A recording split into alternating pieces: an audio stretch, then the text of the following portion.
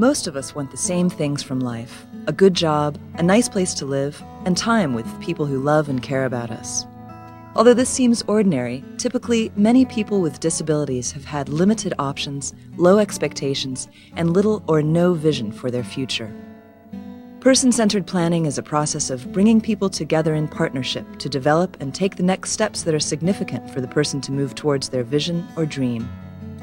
It's about building allies, taking action, and accessing resources and supports that are available to every citizen.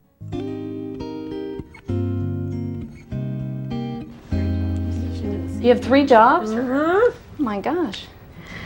Yeah, my dog category. What was that one? My dog category. Michael's Arts and Crafts, okay. And how many hours a week do you work there? 9 years. 9 hours? 9 years. What days? What other jobs?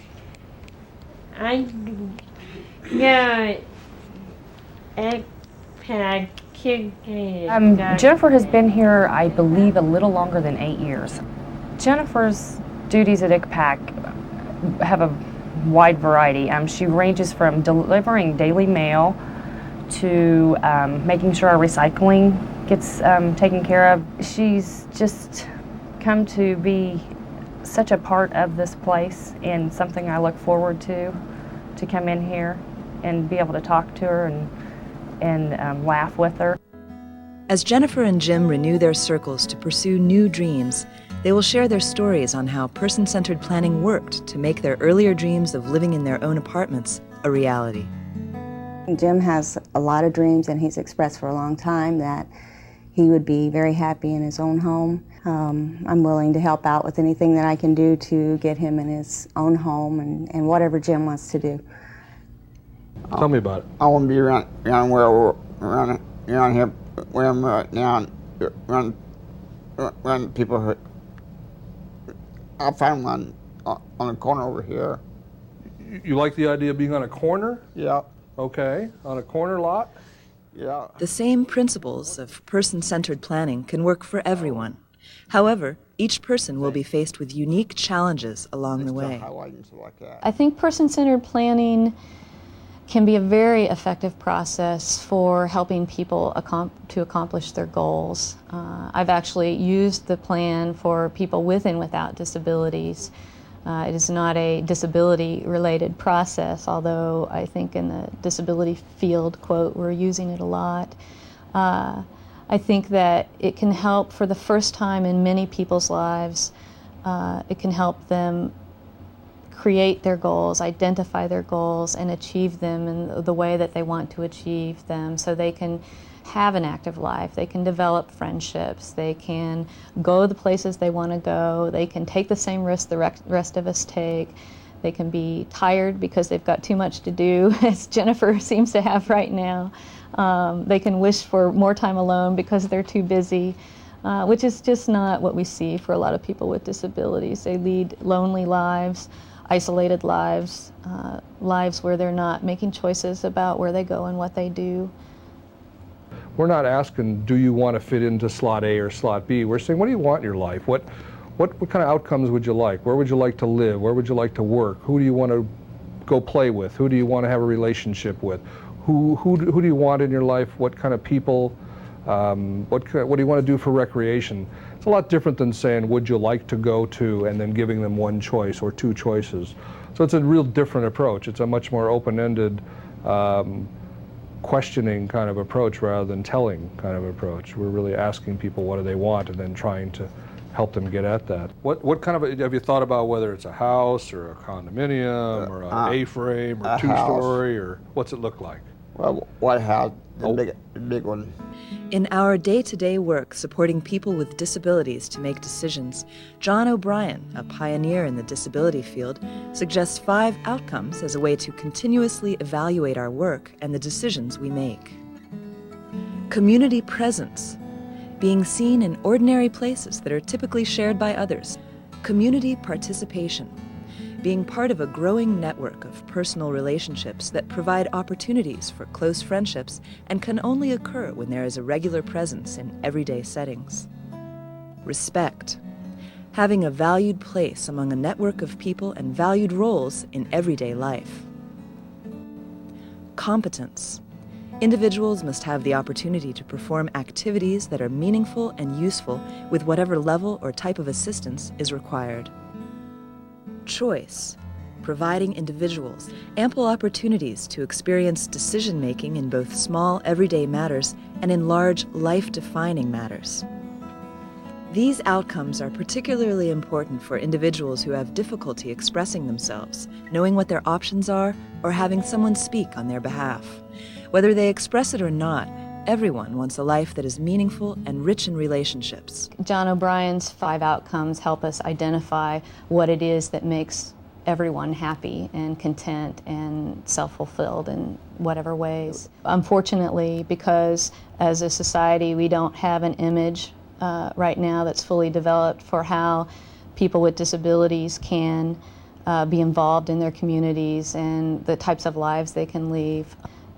A focus on choice and understanding what choice is and understanding that we all have the opportunity to make bad choices and learn from them and then revise our choice making based on the bad experiences is an important thing.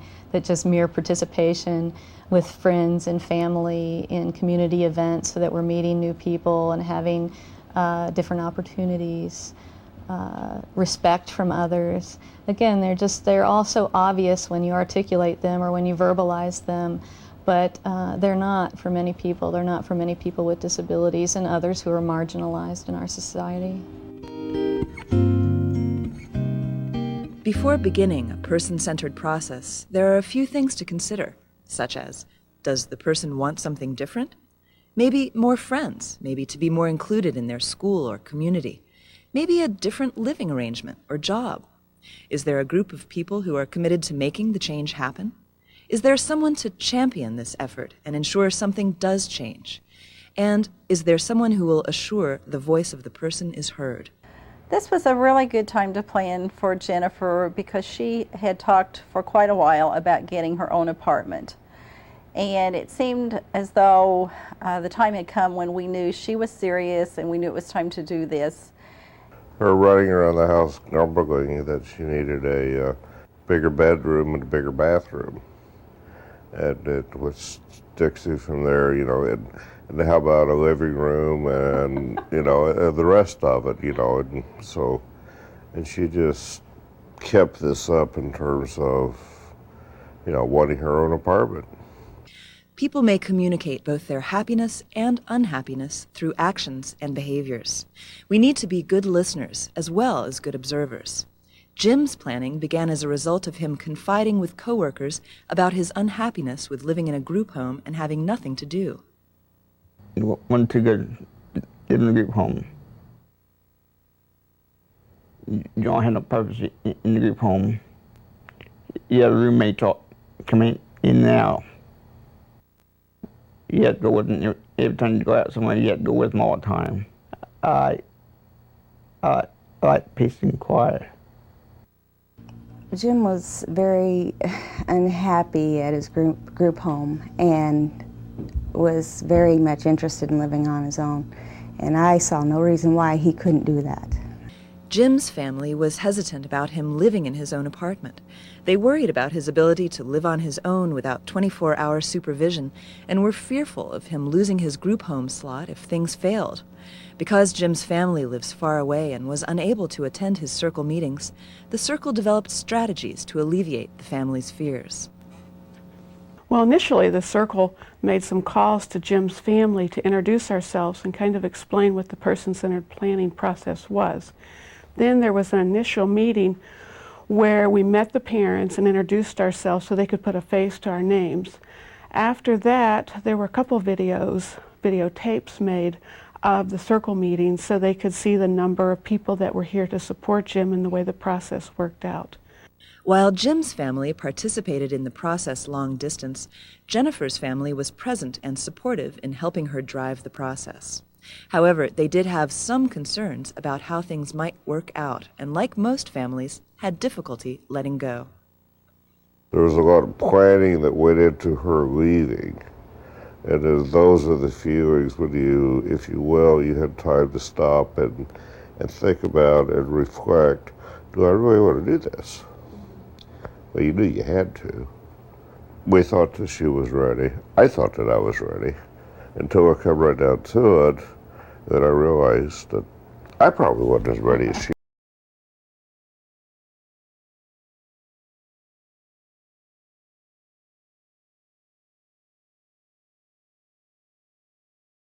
Jim and Jennifer needed help bringing people together and organizing their meeting. Jim had coworkers, and Jennifer had her family. The organizer assisted Jim and Jennifer with many tasks, such as identifying circle members who they liked and trusted, making phone calls, finding a comfortable location, setting meeting times, developing an agenda, sending out invitations, and, most importantly, identifying a neutral facilitator. In finding a facilitator, it is very difficult for a lot of families, and that there is some danger, if you will, in using people from agencies just because they may have a vested interest, and it's sort of a conflict of interest if you have an agency person. I much prefer someone who has nothing to do with the services that we pay for Jennifer.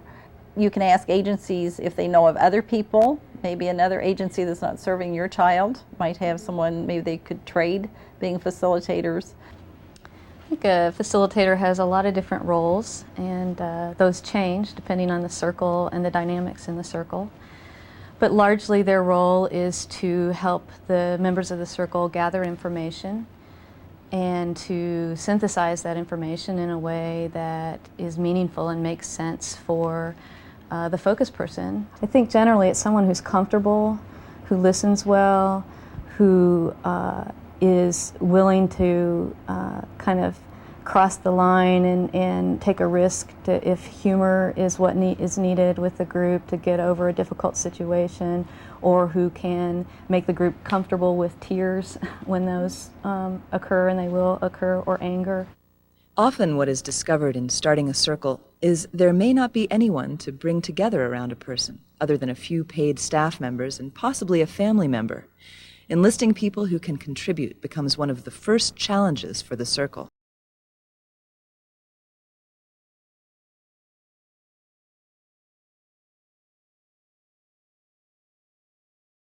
Some of the things that make a good circle member are, obviously they're people that care about what's going on in this person's life, and they're people who are willing to say, okay, I can commit some time to this process, not just to come to the meetings, but to spend some time making sure that the pieces that they agree to get accomplished. I know who the people are in the circle. Because the people that listen to me talk about the group home at work, I have people that trust and I like. Each circle member plays an essential role in making the person's dreams come true. It requires listening, being flexible, and making things happen for the person. I felt like my job was more than just to take Jennifer to the store or the laundry. It also was to find out what Jennifer likes to do, what interests that she has, and then find out ways, to continue helping Jen do whatever it is she likes to do, or find new things in the community. In a spirit of caring about the person and believing there's worth in getting things accomplished, circle members make every effort to get things done. Success is more often seen when there is at least one champion in the circle. For Jim, it was his coworkers, and Jennifer had her parents. I think we all need at least one person in our lives to be passionate about helping us reach our goals. As I observe people with disabilities, particularly who need a pretty significant amount of support, I think it's very important that there's at least one person who serves as their advocate, who kind of knows what all is going on and kind of keeps on top of things.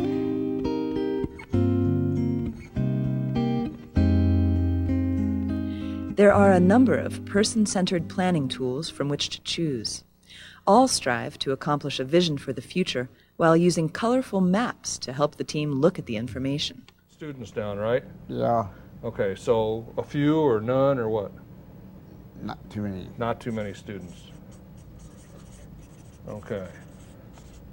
What else do you not want to have? As the facilitator often takes the lead in running the meeting, one of the first steps is establishing ground rules. The ground rules, but I'm going to hit a couple of them since we haven't been together for a while. One is that there are no bad ideas. There may be some tough ones, there might be some challenges, but they're not bad ideas, and we're all creative folks and can get there if we think hard and work hard at it. Another one is, I've asked Jennifer, as I did early on, if any of us have difficulty understanding Jennifer and what she's trying to tell us, Mom and Dad may help us out. And Jennifer says she's okay with that. Is that true, Jennifer? Yeah. Okay, great. I think one of the things that really made it a strong success was one of the ground rules going in was that this is Jennifer's circle, and Jennifer speaks first, okay? And we give her time to speak and to understand, and we didn't speak on her behalf.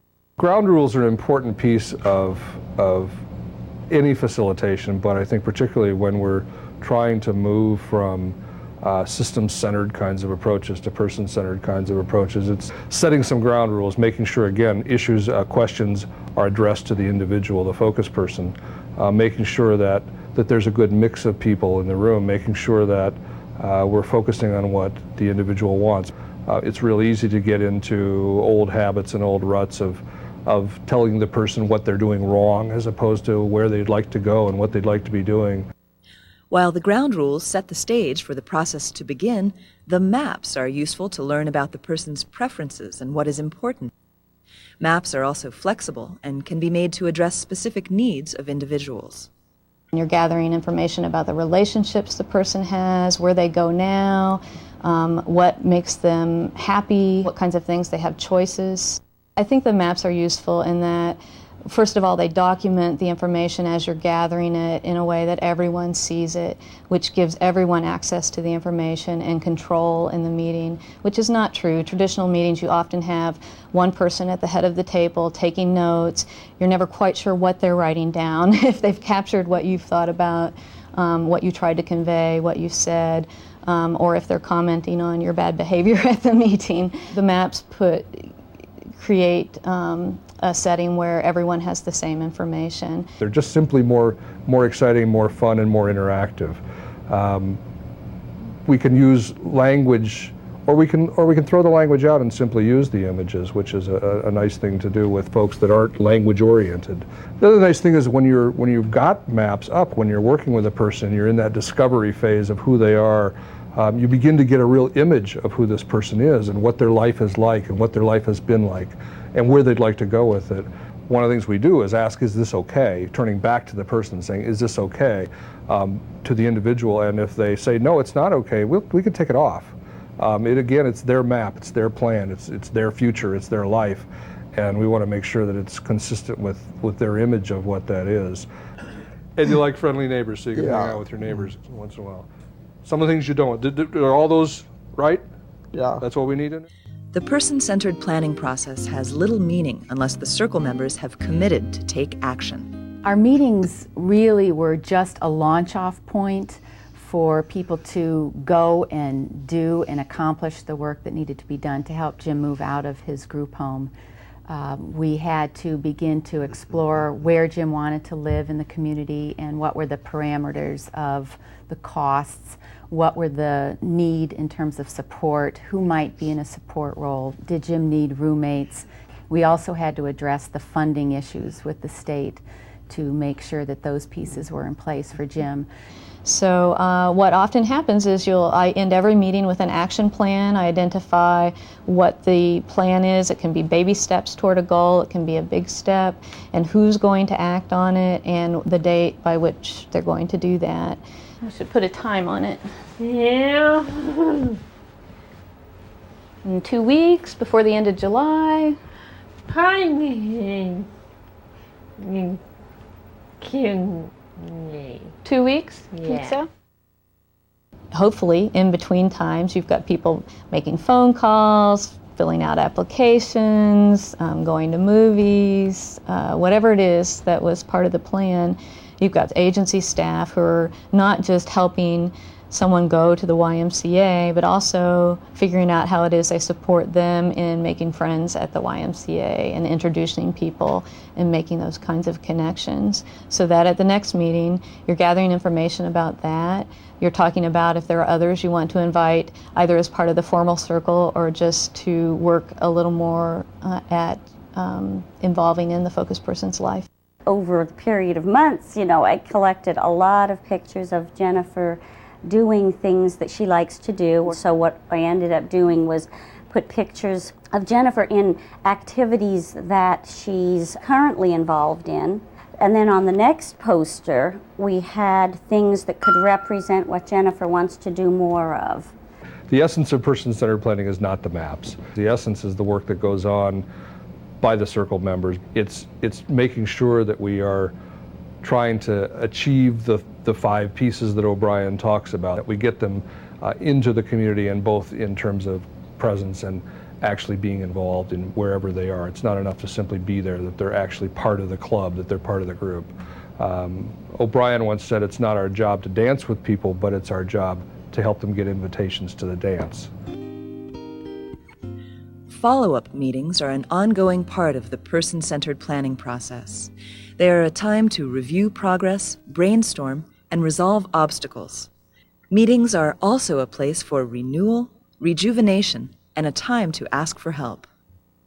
Well, follow-up meetings are really a good time for everybody to get back together, and we report to Jim and the other circle members kind of on the progress from our to-do list from the previous meeting. We talk about what happened, we brainstorm any sort of problems or barriers that may have come up with our particular task. We ask others to help us, and we get rejuvenated. It's also a time where we do celebrate the good things that have happened and some of the little small accomplishments.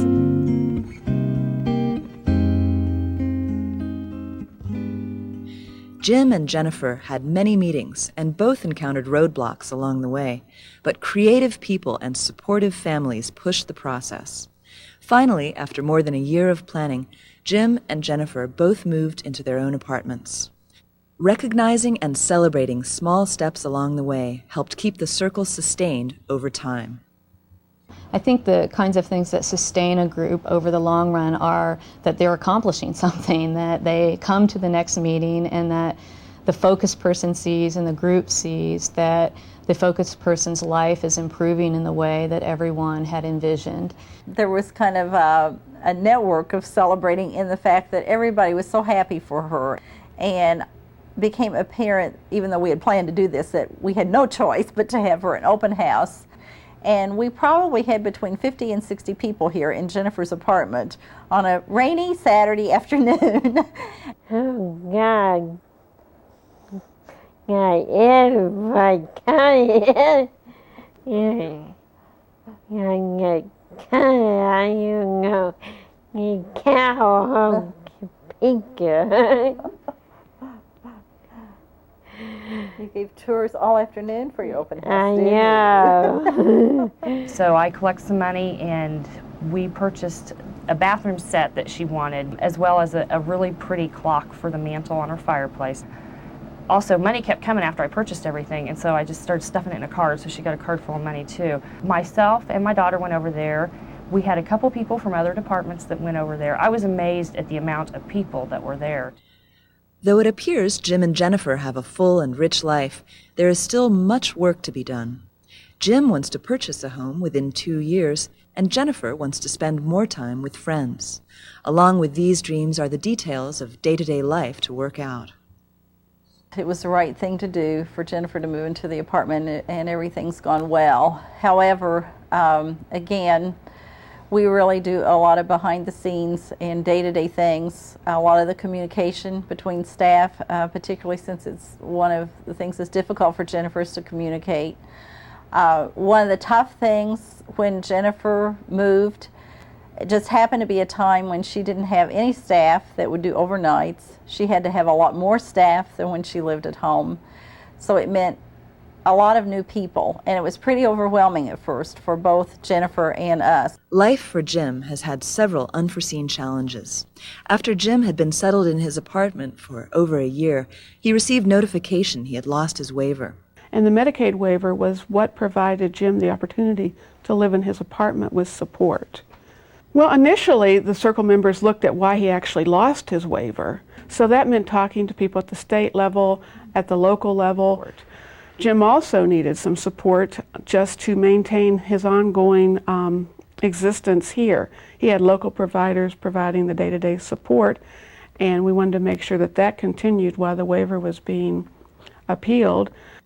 Meanwhile, Jim continued to work on other dreams, such as joining the Senior Adult Community Center and serving as a board member. It is evident that person-centered planning can make a difference in people's lives.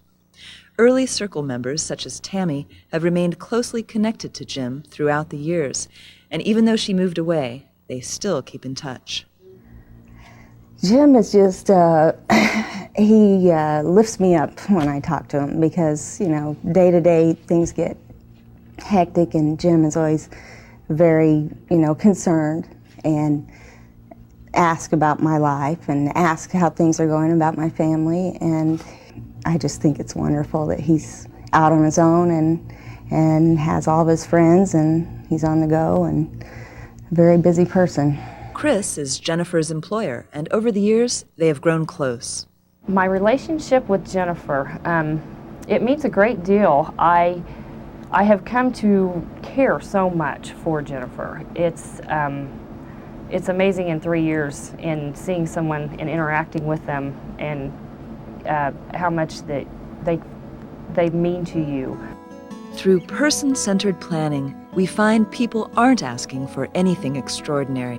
People want what we all desire: a meaningful day, a comfortable home, and to be surrounded by people who care about us. I don't know if I can do anything I want to. About 4 o'clock, I get 4 o'clock to take a walk. I like I had parties of friends come have fun here.